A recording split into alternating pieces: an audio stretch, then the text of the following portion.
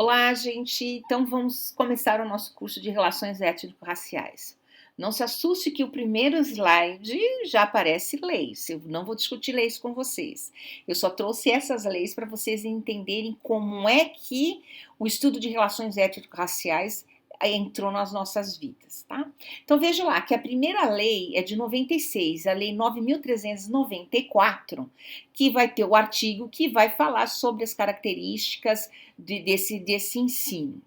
Só que o detalhe é que no artigo, aliás, no parágrafo 4, quando ele fala assim, o ensino da história do Brasil levará em conta, eu deixei aí em vermelhinho para vocês verem a importância, levará em conta as contribuições das culturas e etnias para a formação do povo brasileiro, especialmente as matrizes indígena, africana e europeia. Então ele coloca isso, deixa isso daí na lei, no artigo 26 da lei e no parágrafo 4. Porém, para você ver, de 96 até 2003, teve um bom espaço de tempo aí, e a coisa não saiu como se deveria ter saído. Então, essa lei a 9.394, ela é alterada em 2003 para 10.639. Aí, olha aí a diferença no artigo 26, aí ele coloca o artigo 26A, ele coloca o seguinte, olha que está em vermelhinho aí, obrigatório. Então, além do ensino de história, você passa a ser obrigatória história e cultura afro-brasileira. Claro que eles dão ênfase na cultura afro-brasileira, de acordo com se você olhar o parágrafo 1, tudo que eles pedem para falar da cultura afro-brasileira, né? E já lá na de 96 já estava falando das questões das matrizes indígenas, mas a de 2003 deixa só a ênfase maior onde? Deixa-se a ênfase maior nas questões afro-brasileiras. Só que se você olhar no segundo parágrafo, observe o seguinte, que você tem uma obrigatoriedade lá, ministradas no âmbito de todo o currículo escolar. Então, a lei de 2013, ela meio que obriga que você tenha história e a cultura afro-brasileira nesses currículos escolares. Só que esse é um tema transversal. Você não precisa criar uma disciplina especificamente para trabalhar as relações étnico-raciais, tá? Só que assim, também não podia deixar muito aberto. Então, o que eles colocaram? A lei previa que, pelo menos na educação artística, literatura e história brasileira, a gente ia ter que ter as relações étnico-raciais. Tá? Então, essas três disciplinas teriam que abordar o tema. Mas nada impede de que esse tema seja abordado em qualquer outra disciplina, em qualquer tema. Ok? Então, mas só que já na lei da 10.639, você tem aí já uma questão da palavra da utilização de relações étnico-raciais. Porque se vocês observarem, a questão indígena aí também ficou à margem, né? Ficou meio à margem da situação. Então, eles olhem lá que eu até defini para vocês o que são diretrizes, né? As dimensões normativas reguladoras. Então, eles vão fazer essas normatizações para que você tenha essas discussões adequadas nas escolas. Mas as orientações de 2004, eles já prevêem que as IES, né, as instituições de ensino superior, também contemple esse tema em todos os cursos que vierem, mas não obrigatoriamente uma disciplina, como nas escolas de ensino fundamental. Então, era essa a proposta das orientações de 2004. Né? Bem, só para finalizar aqui a questão das leis, que está no outro slide, eu já falei, né? Essa 11.000, a lei de 2003 ela foi alterada e passou-se a lei 11.648 de 2008. E aí, olha aí, no vermelhinho de novo, que é obrigatória a história e cultura afro-brasileira e indígena. Então, aí ficou bem demarcado o que eles estavam propondo. Olha só, vou ler um pedacinho aqui do parágrafo 1. O conteúdo programático a que se refere esse artigo incluirá diversos aspectos da história e da cultura que caracterizam a formação da população brasileira a partir desses dois grandes grupos étnicos, tais como o estudo da história da África, dos africanos, a luta dos negros, dos povos indígenas. De novo, eles reforçam no parágrafo 2 que os conteúdos referentes à história e cultura afro-brasileira dos povos indígenas, olha, muito interessante, povos indígenas. A gente vai ver que não dá para chamar o indígena como padronizar. Eles são povos totalmente distintos e existem vários povos indígenas no nosso país com várias culturas diferentes.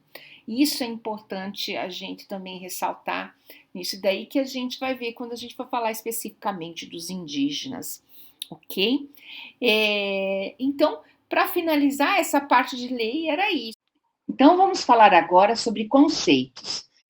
O primeiro deles, que é importantíssimo, é a questão da cultura. E essa questão de cultura ela vai começar a tomar forma mais em meados do século XVIII, século XIX, quando surge lá o Iluminismo, o século das luzes, a Ilustração, que começa a razão, começa a pipocar, o positivismo também começa a pipocar.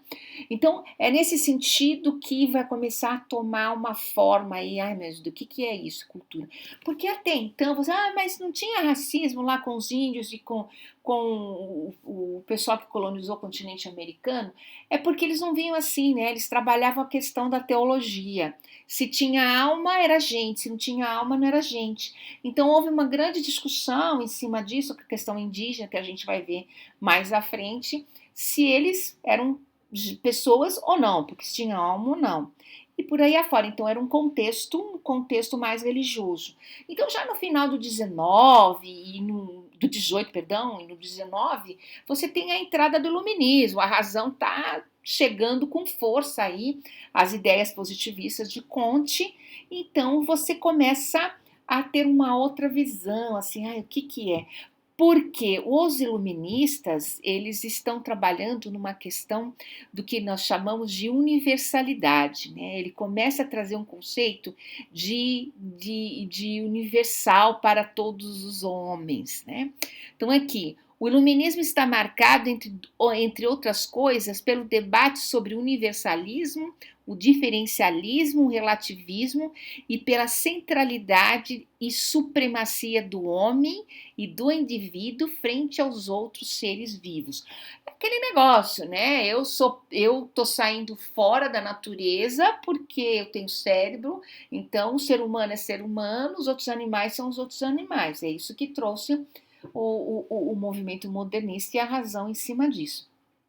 Só que esses direitos universais, essa universalidade, ela vem sempre pelo prisma do europeu, que a gente vai discutir isso daí também, né? Então tem isso, essa questão de como está surgindo a ideia de cultura. Então, a primeira coisa aí, no iluminismo francês, o estado do espírito cultivado pela instrução, ideia de progresso. Ora, vamos pensar juntos. O estado de espírito cultivado pela instrução. Porque o europeu, toda a cultura, aí que a gente fala de arte, de pensamento científico, saía da Europa naquele momento. Aqueles que não tivessem dentro daqueles padrões, então, tem cultura ou não tem cultura? Né? Tem progresso ou não tem progresso? A ideia de progresso começa a surgir daí. E lembre-se que nesse momento também a gente tem a coisa acontecendo lá na Europa no século XIX, que é o darwinismo, a origem das espécies, a evolução do ser humano. Então eles vão pegar a ideia de evolução do ser humano e colocar na ideia de evolução da sociedade. Então aqueles que não têm as qualidades científicas do mundo europeu, tá? Eles estão na base da pirâmide da evolução da sociedade. Então, essa ideia de progresso vem daí. É por isso que o pessoal fala assim: indígena não tem progresso nenhum, não é evoluído. Então, são conceitos construídos lá no iluminismo que a gente fala normalmente e nem para pensar dos equívocos que a gente faz sobre isso. Porque essa visão é exatamente evolucionista, não é a evolucionista junto com a evolução da espécie. Então, é nesse momento que no iluminismo você tem exatamente, ó, que está falando diferencialismo, relativismo, né? E universalismo. Então, esse universalismo, ele quer jogar o universalismo dos direitos de quem? Os direitos do universalismo do homem, do europeu, né? E então, aqui, uma das críticas ao iluminismo é justamente o questionamento ao emprego do homem como supostamente universal, denunciando seu caráter particularizado, marcado pelo gênero masculino e pela raça branca. Entenderam? Então, também aí você tem uma questão de gênero pululando aí, acontecendo nisso daí. Então, muitas das coisas que a gente tem, desculpa, aqui ainda vem, claro, do iluminismo. Você sabe que eles marcaram o nosso mundo ocidental como um todo. E isso traz inúmeras críticas com relação a isso. Então, lá, a primeira ideia de cultura, que também tem os alemães trabalhando esse negócio de culto, o que é culto? Né? Que é o primeiro termo, por isso que vem de cultura, o Kultur alemão, que pegava as questões da arte, música, para criar essa questão de cultura.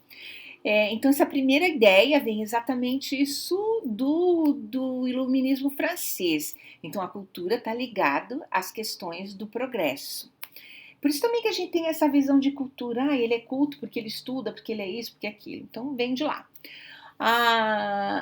A cultura para eles é a soma dos saberes acumulados e transmitidos pela humanidade, considerado como totalidade ao longo da sua história.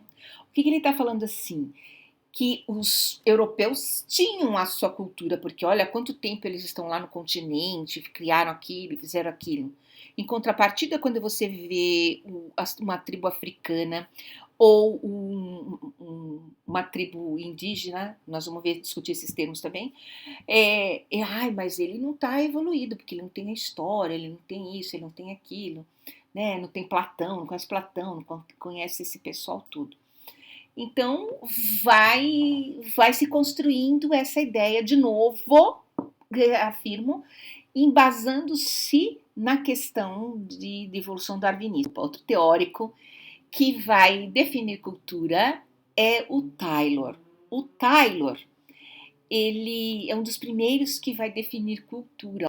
O Taylor vai falar que cultura é esse todo complexo que inclui conhecimento, crença, arte, morais, leis, costumes ou qualquer outra capacidade ou hábitos adquiridos pelo homem como membro de uma sociedade. Você fala, nossa, é isso mesmo. Mas quando vocês forem ver cada um falando da sua, que é cultura, vocês vão ver que é muito amplo.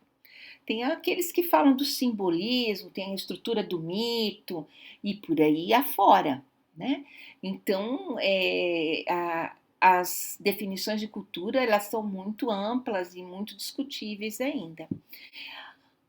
Então, assim, aí tem um outro antropólogo muito importante, que é o Franz Boas. Ele vai falar o seguinte, não, cultura já é a configuração única e construída entre o social e sua diversidade e o desejo de compreensão, de projeção e interesse da ciência e de sua universalização. As ideias não existem isoladas e de forma idênticas nas culturas. Uau, olha só que complicado, veja. O outro definiu muito sério, muito facinho, é arte, é música, é isso. Tá, mas isso tudo formou a partir de quê? Como que se chegou a essas construções? Então, o que o Boas vai ver? O Boas fica lá só observando algumas tribos norte-americanas no século XIX, e aí, perdão, no final do XIX, começo do XX, e aí o Boas ele vai falar, não, peraí, não é só fazer o artesanato, mas o artesanato, a moral, as instituições, elas vão surgir a partir de onde? Assim, brotar do nada? Não. Então, é uma coisa muito mais complexa, né?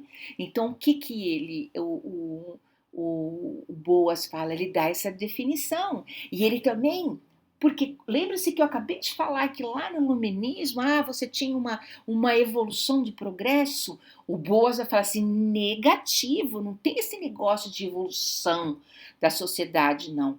Cada uma tem a sua cultura independente, que tem construções históricas que vão levar a esses tipos de cultura. Então, não é por causa de um congresso, de uma evolução que você vai ter essa cultura. Tá? Então, Boas, ele contribui demais atualmente, inclusive, nessas questões de cultura. Outro teórico importante, bem recente, é Goethe. Goethe vai trazer uma nova chave de leitura para esse conceito. Ele vai trabalhar com as interpretações da cultura. Que é a interpretação da cultura, que ele vai fazer o seguinte, não é só a construção, não é só de onde vem, mas é a interpretação de tudo, do campo simbólico. O que é simbólico? Aquilo que você olha e se transforma num símbolo, se transforma num signo. Por exemplo, pense em casa, né? A palavra casa. A casa, quando você fala casa, você vê você já vê na mente de vocês o que é uma casa. Isso é um signo. E signo, significado significante, né, que também a gente não vai entrar na questão, ela vai montar o que nós chamamos de símbolo. E o ser humano só consegue, para alguns sociólogos, alguns estudiosos, nós só conseguimos chegar onde chegamos porque nós somos animais essencialmente simbólicos. Nós criamos, nós pensamos, idealizamos através de símbolos. Né? Os outros animais não fazem isso. Então, a ideia também da interpretação das culturas de Goethe é exatamente falando dessas questões simbólicas. O que significa determinado? Por exemplo, uma cruz cristã, para mim, significa uma coisa, para a cultura lá no Nepal, tem um outro significado. Então, olha aí, outro significado. Um símbolo vai ter outro significado. E é esses símbolos que vão fazer a construção da cultura de cada povo. Né? Por isso que a gente não pode ficar olhando a cultura do outro meio torta, porque a sua cultura não é a mais importante, a dele não é a mais importante, é mais importante para quem? Para quem está inserido dentro dela. Para o nosso próximo encontro, traremos mais conceitos atenientes às relações étnico-raciais para que as nossas discussões fluam ao longo do nosso curso. Até lá!